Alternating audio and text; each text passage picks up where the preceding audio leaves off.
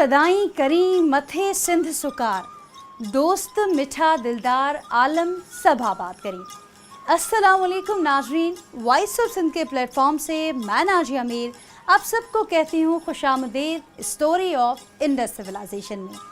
नाज़रीन, सिंध की तहजीब में कई सारे रंग झलकते हैं और इन रंगों में सबसे दिलकश रंग है तसव्वुफ़ का।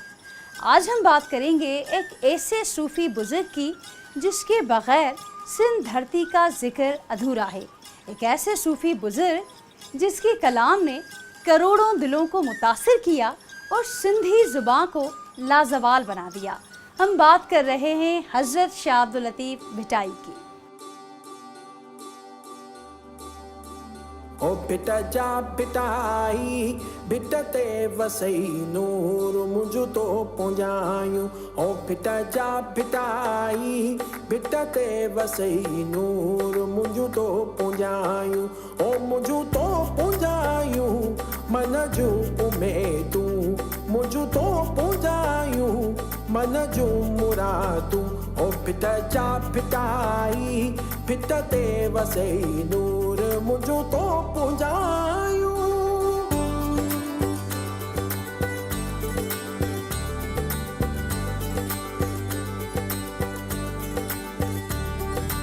ए बको यकी आवत खुदा जवाने, बादशाहें के नाम सुबहाने।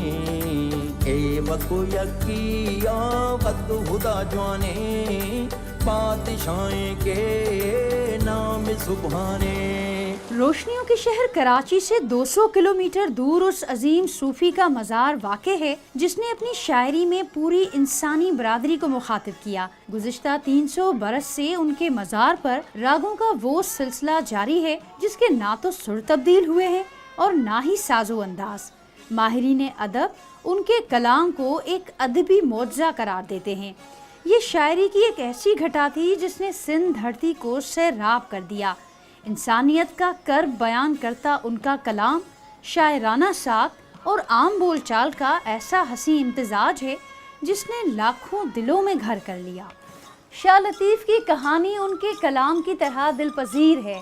वो सन 1689 1101 हिजरी में सिंध की तहसील हाला में पैदा हुए।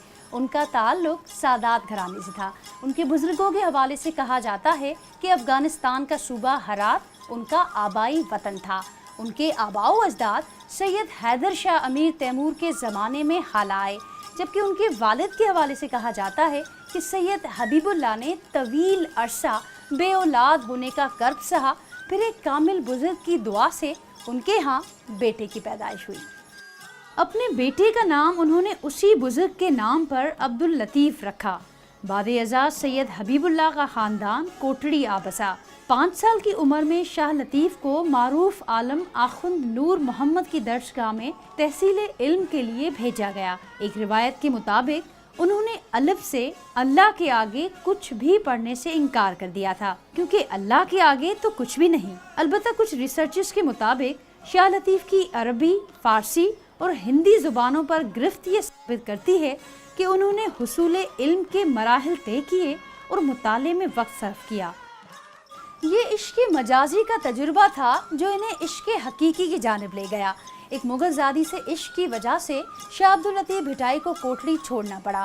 फिर अगले 3 सालों तक वो सहराओं और जंगलों की खाक छानते रहे। इसी सफ़र के दौरान शहर ठट्टा में उनकी मुलाकात एक बुजुर्ग मखदूम मोहम्मद मोइन से हुई, जिनकी सोहबत ने उनके दिल में रियाज़त, इबादत और वालदेन की खिदमत के चराग फिर से रोशन कर दिए और शाह लतीफ़ घर लौट आए।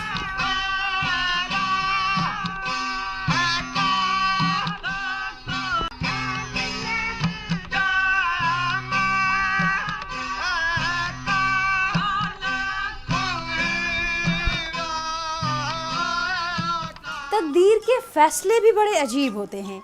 जिस मुग़ल शहजादी से इश्क के बायस शाह अब्दुल लतीफ़ भिटाई को देश निकाला मिला, हालात व वाक़यात ने कुछ ऐसा रुख इख्तियार किया कि उनके बुजुर्ग सर झुकाए शादी की दरख्वास्त लिए उनके दर पर हाजिर हो गए। इश्क़ मजाजी का मरहला तय हो चुका था, मगर इश्क़ हकीकी का सफ़र अभी भी बाकी था, जो उन्हें भिटचा ले गया। ان کے قدم پڑتے ہی وہ ویران ٹیلہ ایک بستی کی شکل اختیار کر گیا۔ رشتہ ازدواج میں بندھنے کے بعد شاہ لطیف نے ایک بلند و بالا ٹیلے پر سکونت اختیار کر لی۔ سندھی زبان میں بھٹ ٹیلے کو کہتے ہیں۔ اس پرسکون مقام پر کراڑ جھیل کے کنارے بیٹھ کر انہوں نے وہ لازوال رسالہ مرتب کیا جسے سندھی زبان کی سب سے معتبر اور مقدس کتاب تصور کیا جاتا ہے۔ اس کتاب کو دنیا شاہجو رسالوں کے نام سے جانتی ہے۔ تنہائی، گوشہ نشینی اور عبادت میں وقت گزارنے والے اس درویش نے جب اپنے احساسات کو الفاظ میں سمویا تو سندھ دھرتی کی لازوال داستانوں میں نئی روح پھونک دی۔ انہوں نے تمثیلی انداز میں تاریخی واقعات اور یادگار کردار پیش کیے۔ تب برِ صغیر میں فارسی زبان رائج تھی مگر انہوں نے سندھی کا انتخاب کیا۔ ماہرین لسانیات کے مطابق اس اقدام نے سندھی زبان کی حفاظت کا انتظام بھی کر دیا۔ ان کا 30 ابواب پر مشتمل رسالہ عورت کی حرمت اور عظمت کا اعتراف کرتا ہے۔ ان ابواب کو شاہجو سر کہا جاتا ہے۔ تو پھر کیا تھے شاہ لطیف بھٹائی؟ ایک صوفی، ایک شاعر یا ایک ریفارمر جو صدیوں قبل سندھ کی بااختیار عورت کی کہانی بیان کرتے رہے، جو مردوں کے بجائے نسائی کرداروں کا انتخاب کرتے رہے تاکہ معاشرے کو عورت کے حقیقی مقام کا ادراک ہو سکے۔ سسی، ماری، سونی، مومل، نوری، یہ سب وہ کردار ہیں جنہیں شاہ کے کلام نے امر کر دیا۔ شاہ کا کلام کتابوں تک محدود نہیں رہا بلکہ گیتوں کے ذریعے پورے سندھ میں پھیل گیا۔ موسیقی نے اس کلام کو پر عطا کیے۔ صدیوں سے یہ کلام سندھ بھر میں گایا جا رہا ہے۔ کئی فقراء کو ان کا کلام زبانی یاد ہے۔ محفل سماع کے شائق شاہ عبداللطیف بھٹائی نے فقط سر ہی تلاش نہیں کیے بلکہ 5 تاروں پر مشتمل ساز تنبورہ بھی ایجاد کیا۔ ان کا کلام جوگی تنبورے پر ہی گاتے ہیں۔ وقت کی ریت بھی شاہ کے کلام کی تازگی کو مان نہیں کر سکی۔ ان کے وصال کے 100 برس بعد جب ایک جرمن اسکالر ڈاکٹر ارنسٹ کا سندھ میں تقرر ہوا تو مقامی زبانوں پر عبور رکھنے والے اس جرمن اسکالر پر شاہ کے کلام نے سحر طاری کر دیا۔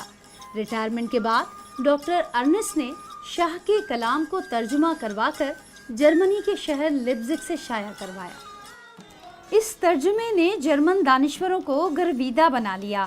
اس کا قلمی نسخہ برٹش میوزیم میں آج بھی محفوظ ہے۔ اس کی اشاعت کے فوری بعد علامہ آئی قاضی کی جرمن اہلیہ ایلسا قاضی نے اسے انگریزی روپ دیا۔ بعد ازاں ممتاز سندھی شاعر اور دانشور شیخ ایاز نے بھی اسے اردو زبان میں ڈھالا۔ ممتاز اسکالر ایچ ٹی سولن نے بھی 1938 میں شاہ کے کلام کے منتخب حصوں کو انگریزی کا لباس عطا کیا۔ سندھ کے مختلف شہروں میں آج بھی شاہ عبداللطیف بھٹائی کے نام سے منسوب تعلیمی درسگاہوں میں لاکھوں طلباء علم سے فیضیاب ہو رہے ہیں۔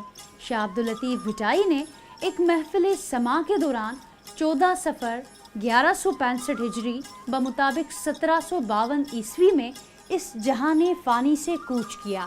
ان کی وصیت کے مطابق بھٹ شاہ میں ہی ان کی تدفین ہوئی، جبکہ سندھ کے حکمراں غلام شاہ کلہوڑوں نے ان کا عظیم الشان مقبرہ تعمیر کروایا۔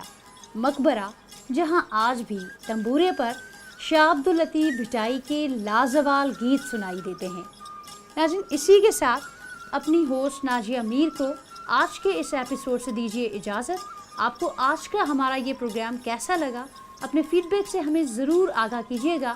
سندھ کی تہذیب اور ثقافت سے جڑی مزید کہانیوں کو جاننے کے لیے ہمارے ساتھ جڑے رہیے گا۔ اسٹوری آف انڈس سویلائزیشن دیکھتے رہیے صرف وائس آف سندھ پر۔